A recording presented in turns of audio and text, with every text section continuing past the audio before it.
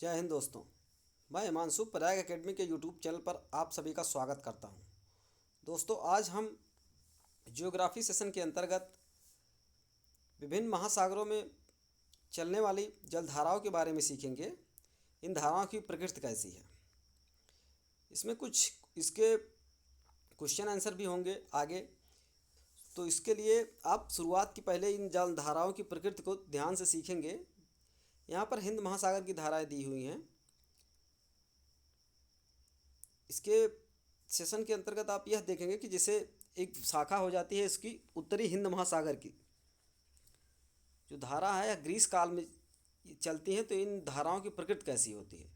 तो ग्रीष्म काल में चलने वाले हिंद महासागर की धाराओं की प्रकृति को जानने के लिए आप देखेंगे, पहली धारा हो जाती है उत्तर विषुवत रेखीय धारा। इसकी प्रकृति यह गर्म प्रकार की है।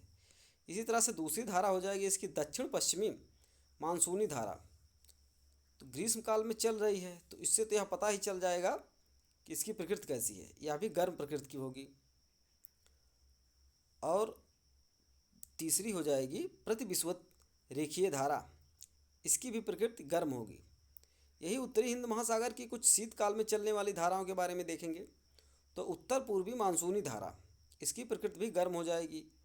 और दूसरा हो जाएगा प्रति विषुवतीय रेखीय धारा, इसकी प्रकृति भी गर्म हो जाएगी। हिंद महासागर की धाराओं के अंतर्गत आप देखेंगे दूसरा सेशन दक्षिणी हिंद महासागर की धाराएं। दक्षिणी हिंद महासागर की धाराओं में पहली धारा हो जाएगी दक्षिणी विषुवत रेखीय धारा। यह भी गर्म प्रकृति की धारा होगी। और दूसरी धारा हो जाएगी मोजाम्बिक की धारा, यह भी गर्म हो जाएगी। तो आपके एग्ज़ाम में यदि कई बार यह क्वेश्चन पूछा जाता है मोजाम्बिक धारा की प्रकृति कैसी है, तो यह गर्म धारा हो जाएगी।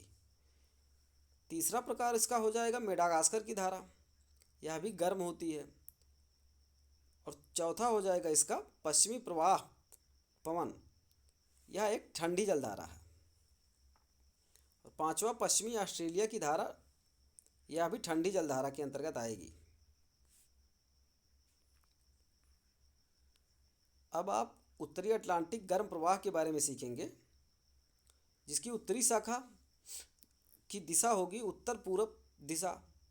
इसके अंतर्गत आपको दो धाराएं देखने को मिलेंगी।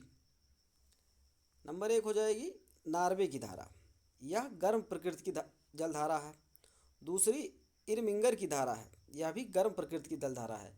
ये दोनों धाराएं आपसे कई बार पूछी जाती है, तो आप ध्यान देंगे कि नॉर्वे की धारा एक गर्म जलधारा है और दूसरी इरमिंगर की धारा, यह भी गर्म जलधारा है।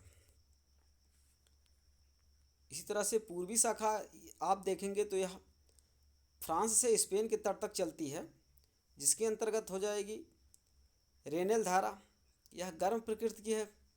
और इसकी दूसरी धारा हो जाएगी कनारी धारा, यह एक ठंडी जलधारा की प्रकृति है।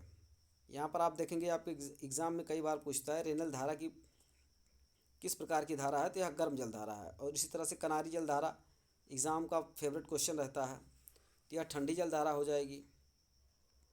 अब आप प्रशांत महासागरीय धाराओं को देखेंगे। इसकी एक शाखा हो जाएगी उत्तरी प्रशांत महासागर की धाराएं, जिसके अंतर्गत पहली जलधारा हो जाएगी उत्तर विषुवत रेखीय धारा, यह गर्म प्रकृति की धारा है। इसी तरह से क्यूरोसियो की धारा, यह भी प्रशांत महासागर की ही जलधारा है, जो कि एक गर्म प्रकृति की जलधारा है। यह आपके एग्ज़ाम में कई बार पूछता है, तो इस पर स्टार लगा लेंगे। अगली जलधारा है उत्तरी प्रशांत धारा, जो कि एक गर्म जलधारा है। चौथी जलधारा हो जाएगी अलास्का की धारा, यह भी गर्म जलधारा है। अलास्का की जलधारा के बारे में एग्ज़ाम में कई बार रिपीटेड होते क्वेश्चन पूछे जाते हैं, तो यहाँ भी आप अपने नोट्स में इसको नोट कर लेंगे। इसी तरह से कैलिफोर्निया की धारा, यह ठंडी जलधारा है। और छठवीं जलधारा हो जाएगी ओखाटास की धारा, यह ठंडी जलधारा है। और सातवीं इस धारा हो जाएगी ओयासियो की धारा, यह एक ठंडे प्रकार की जलधारा है। और एग्ज़ाम में कई बार पूछता है अलुशियन की धारा, तो यह गर्म जलधारा है। तो जितनी धाराओं पर हाईलाइट किया हुआ है, आप इनको एग्ज़ाम में जाने से पहले 2-3 बार देख लेंगे।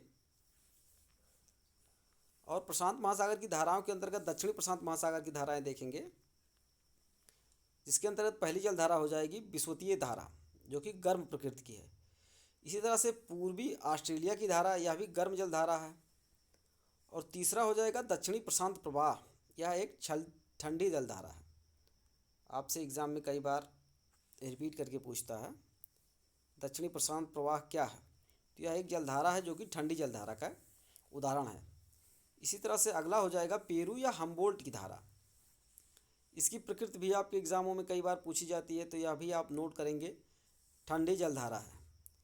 इसी तरह से एल नीनो की धारा, जो कि भारतीय मानसून को काफ़ी बार प्रभावित करती है, तो यहाँ से क्वेश्चन पूछना स्वाभाविक हो जाता है कि एल नीनो की धारा की प्रकृति कैसी है, गर्म है। और अगली धारा हो जाएगी ला लीनो, यह ठंडी जलधारा है। तो इन दोनों जलधाराओं को आप एक साथ देखेंगे, एल नीनो धारा गर्म है, वहीं ला लीनो धारा ठंडी है। अगला क्वेश्चन हो जाता है केल्विन की धारा की प्रकृति क्या है, तो इसके लिए यह एक गर्म जलधारा है, आप जानेंगे। आठवां धारा है विषुवत रेखीय धारा, जो कि गर्म जलधारा का उदाहरण है। अब यहाँ पर कुछ क्वेश्चन आंसर है, आप इसको देखेंगे। पहला क्वेश्चन हो जाता है कि धाराओं की दिशा में झुकाव किन कारण से होता है, तो इसका आंसर हो जाएगा कि पृथ्वी की भ्रमण गति के कारण धाराओं की दिशा में झुकाव हो जाता है।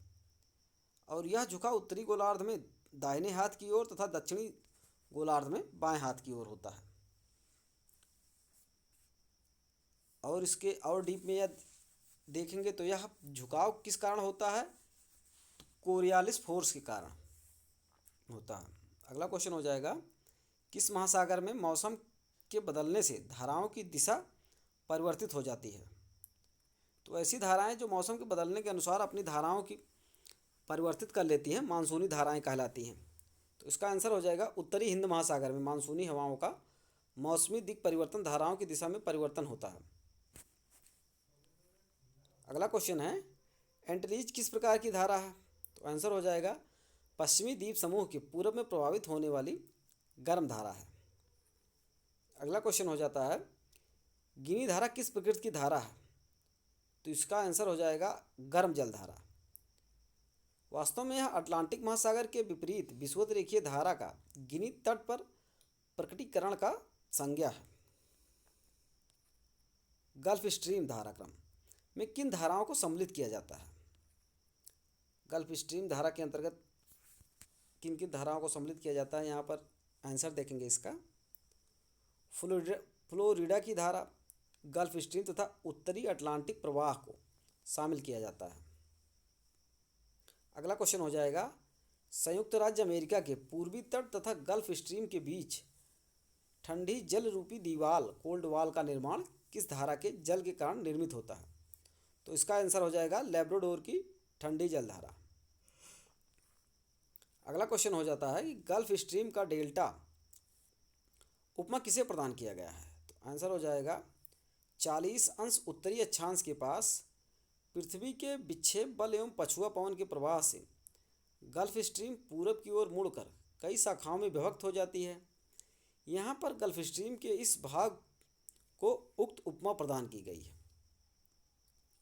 अगला क्वेश्चन हो जाएगा टाइटैनिक दुर्घटना किस कारण घटित हुई थी, तो आंसर हो जाएगा लैब्राडोर धारा द्वारा लाए गए प्लावी हिमशैल से टकराकर टाइटैनिक जहाज ध्वस्त होकर डूब गया था।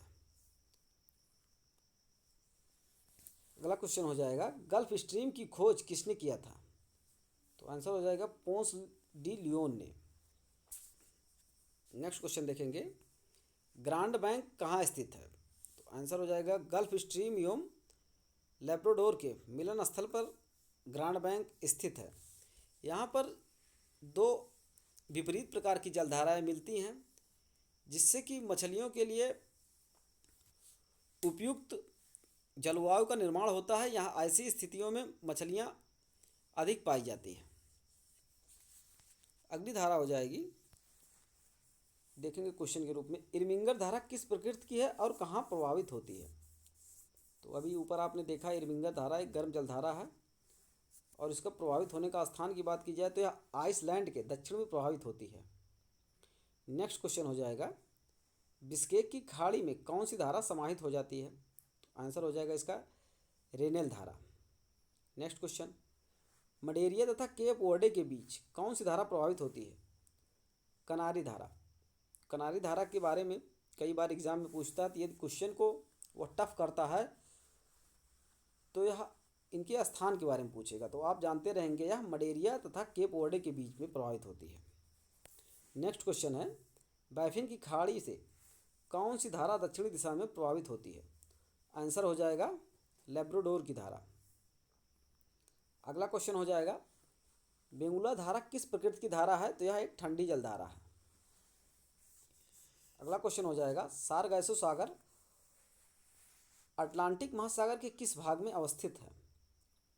आंसर हो जाएगा उत्तरी पश्चिमी अटलांटिक महासागर में 20 अंश उत्तरी अक्षांश से 40 अंश उत्तरी अक्षांश एवं 35 अंश से 75 अंश पश्चिमी देशांतर के मध्य स्थित है। अगला क्वेश्चन हो जाएगा, बरमूडा ट्रायंगल कहाँ स्थित है? तो यह हो जाता है कि उत्तरी अटलांटिक महासागर में। अगला क्वेश्चन हो जाएगा, अटलांटिक महासागर की सर्वाधिक लवणता कहाँ पाई जाती है? तो आंसर हो जाएगा इसका सारगैसो सागर में। सारगैसो सागर का नाम सारगैसो क्यों पड़ा? इसका आंसर हो जाएगा सारगैसो नाम की जड़ विहीन घास के कारण। एग्जाम में आपसे पूछता है कि सारगैसो सागर यह क्या है, तो आप सागर के नाम से, यह सागर नहीं है बल्कि एक घास का प्रकार है, जानते रहेंगे। अगला क्वेश्चन हो जाएगा, क्यूरेशियो धारा अटलांटिक महासागर के किस धारा से साम्य रखती है? तो इसका आंसर हो जाएगा फ्लोरिडा के गर्म धारा से समानता रखती है। अगला क्वेश्चन देखेंगे, केल्विन धारा किस प्रकृति की धारा है? इसका आंसर हो जाएगा गर्म जल धारा। नेक्स्ट क्वेश्चन है, किस धारा को एक मौसमी घटना के रूप में लिया जाता है? तो एल नीनो की धारा। ऊपर आपको अभी बताए हैं कि एल नीनो की धारा भारतीय मानसून को प्रभावित करती है। तो क्वेश्चन पूछता है कि कौन सी जल धारा है जो भारतीय मानसून को प्रभावित करती है? तो उसका आंसर एल नीनो धारा हो जाएगा। इसके साथ में यदि ला नीनो का भी ऑप्शन है तो ये दोनों धाराएं भारतीय मानसून को प्रभावित करती हैं। अगला क्वेश्चन है, किस महासागर के विपरीत विषुवत रेखीय धारा का सर्वाधिक विस्तार पाया जाता है? आंसर हो जाएगा प्रशांत महासागर की। नेक्स्ट क्वेश्चन है, अल्यूशियन धारा किस प्रकृति की धारा है? गर्म प्रकृति की। अगला क्वेश्चन हो जाएगा, एल नीनो तथा ला नीनो का संबंध किससे जोड़ा जाता है? तो आंसर हो जाएगा एल नीनो का संबंध पूर्वी प्रशांत महासागरीय जल के तापमान में वृद्धि से और ला नीनो का संबंध पश्चिमी प्रशांत महासागर के ऊष्मन से जोड़ा जाता है। नेक्स्ट क्वेश्चन हो जाएगा, पेरू के तट पर एल नीनो का क्या प्रभाव पड़ता है? तो आंसर हो जाएगा एल नीनो के प्रबल होने से अतिवृष्टि के कारण सागरीय जीवों का विनाश हो जाता है, खासकर प्लैंकटन के अदृश्य हो जाने से मछलियां मर जाती हैं, जिसलिए एल नीनो धारा को बहुत विपरीत प्रभाव की धारा माना जाता है।